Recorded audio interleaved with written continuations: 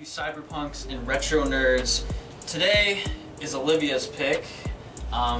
You know, Olivia is my wonderful girlfriend. She's kind of been initiated into the movie watching crew, the Neon Trash girl. crew.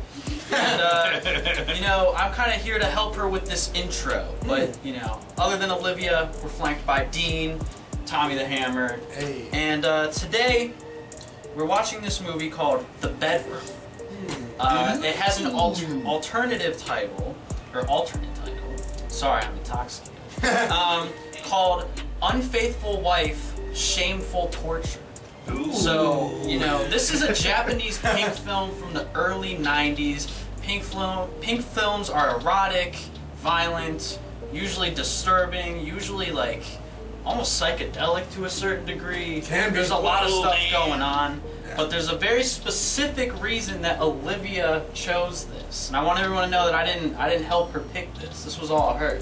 So would you like to explain to the audience what led us to this movie? Yes, please. I'm not really a film buff. This isn't really in my wheelhouse, as Rocket would say. Johnny Rocket. But I picked this because I'm really into true crime, and one of the people in it his name is Issei Saiba, and he's a cannibal and murderer, and he murdered somebody and ate them in France, and he got off on a technicality, and he's actually an actor in this, and they chose him to be in this.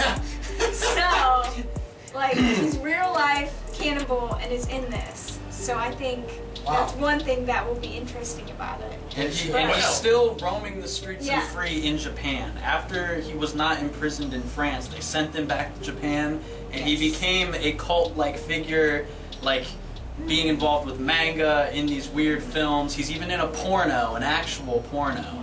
That's fucked up. And so, yeah, I mean, you might want to question our morals with, you know, buying this movie, but we've bought it nonetheless. Hey, you didn't make the movie. I didn't make the movie. You don't have to worry about it. You just watch it. And to go, you know, Tom and I are, interestingly enough, I looked into the director. We are not flying in blind totally.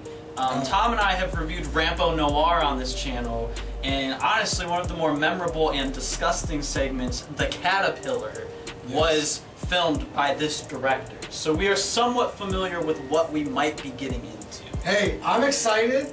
I'm excited for Olivia's first pick on the channel. Glad to have you here.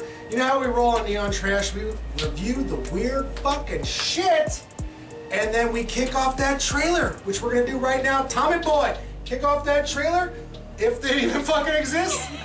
We'll be right back, motherfuckers. ここを見てるんでしょ見てはいない。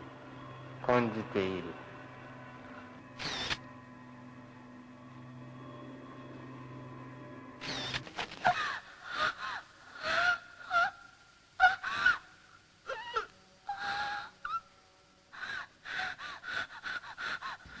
でまあその中で都会の中のディスコミュニケーションというか夫婦の間でさえ会話が交わされないっていうか、一つのその密室というか密室の中での行為を通してまあ皮膚感覚的な会話をまあ設けるっていう、まあ一つのだからそれっていうのは体内なんですね、これね。だから母体の中の体内、一つの幼児感覚的なコミュニケーションの取り方というか、だからそこに集う人間たちっていうのも非常に普通の人間関係っていうのがうまくいかないというか、まあそれっていうのは如実に現れるのがいわゆるやっぱり性癖なわけですよね。だからまともなセックスっていうのは一つもないんですわ、実は。だから一方通行的な割とまあ描写なんだけど、でもそれっていうのはその女性の側から言っても何からしたらそういった形で自分の肉体を晒しているというか、それも彼女たちにとってのコミュニケーションの仕方だと思うんですよね。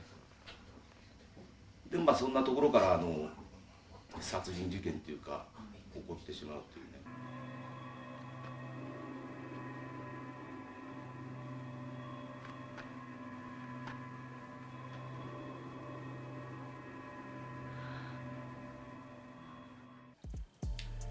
the Juggernaut. Chub, chub, chub, chug, chug, chug. Tom. All right. Tom. Okay. So we got done watching the movie The Bedroom, and I gotta say, I feel like this was an entertaining Pink film of sorts. I feel like everything that you expect when it comes down to bizarre Asian independent cinema is on display here. And this was the early 90s.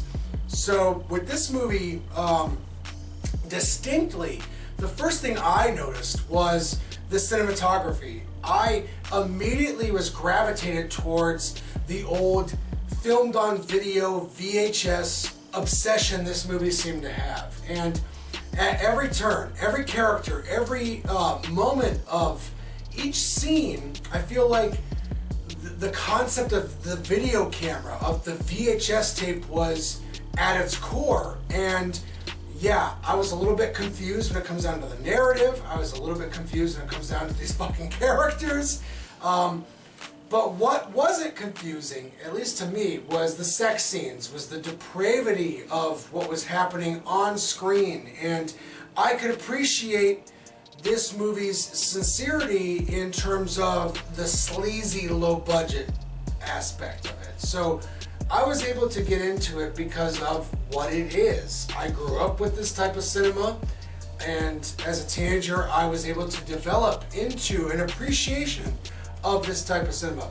You know, these types of films, whether it's the old drama ones from the 60s, you know, the violent ones maybe in the 80s, also in the 90s, but like these types of movies paved the way for people that we love today. I mean, like Takashi Miike watched movies like this. Shion Sono watched movies like this. You can watch their movies and tell that there's like direct inspiration. You know, say what you want about him choosing to cast a killer cannibal in his movie, which, by the way, he was only in it for about 1 minute.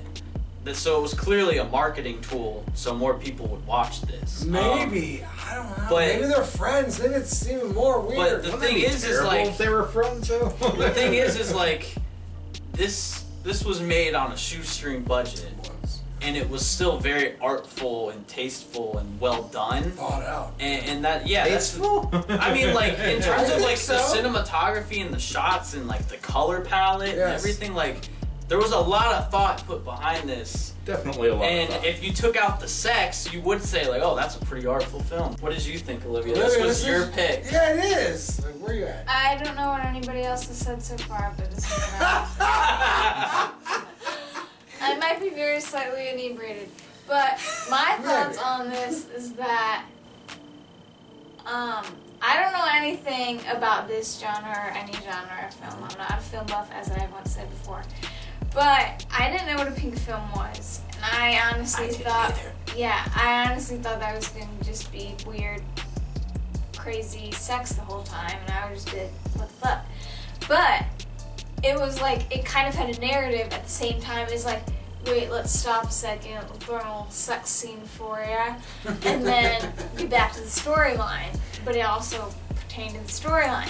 So it was interesting because even if you're drunk like I was when I was watching this, you understand the sex scenes, but the rest of you like, oh shit.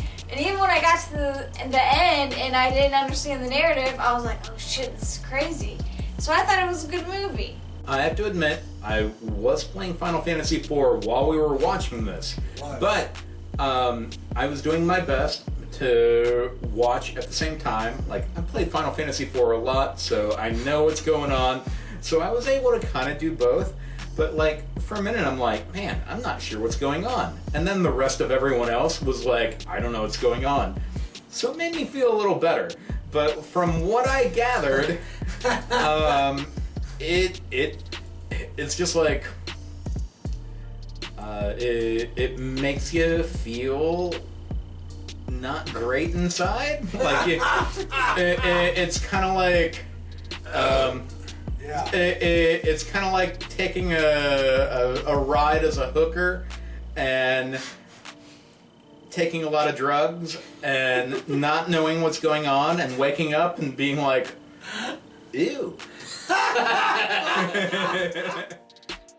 It almost seems like Dale should have picked this movie, but We'll have to let Dale borrow. but Olivia picked this movie.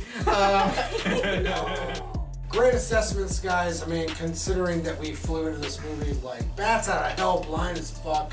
The movie The Bedroom. Let's do star counts. Tommy the Hammer's point of view on this movie. Flying and Blind. I liked it. And I was at a 6.5, creeping on a 7. I'm going to go the distance and give it a solid 7 out of 10. BC? I gotta say, like, especially, I think watching Rambo Noir and seeing his segment helped us with this, because you could see, like, the similarities, the parallels. We got it. Yeah.